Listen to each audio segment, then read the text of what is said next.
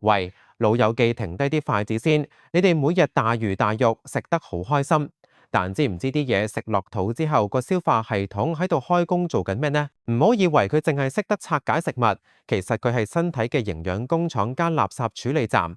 今日 Uncle Wong 話你知佢嘅作用啦，最後仲有護腸3招同訂閱福利，一定要聽到尾啊！首先，個食嘢過程由入口開始，條脷分泌口水，將食物初步分解，再經食道傳送落胃部。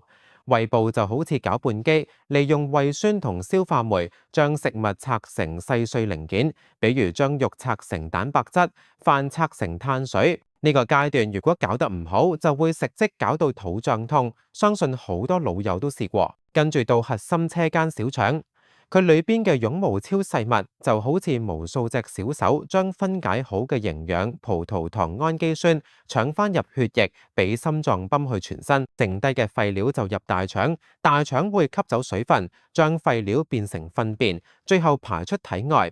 呢步唔順就會洋洋咩屎或者吐絲，真係好辛苦。仲有個隱藏功能，消化系統仲係免疫前線，腸道裡面嘅益生菌會抵抗壞菌，黏膜層仲會擋住毒素入血，所以腸道好嘅人少病好多。但好多人日日食辛辣，凍夜仲捱夜，搞到腸道罷晒工，成日肚痛冇胃口。重點嚟啦，護好消化系統3招，大家要記低。第一，食飯要慢，每啖咬20下，唔好口磨咁吞，減輕胃負擔。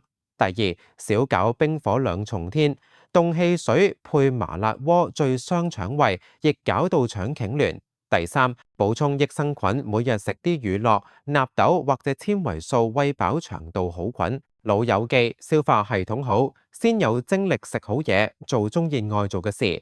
Uncle Wong 每週都會同大家拆解健康謎團，下次仲會講腸胃唔好唔食得咩？而家訂閱頻道，私信我護腸2個字，即送300億益生菌一條，包你食得開心又安心。快啲按下面訂閱，唔好走漏咗啦！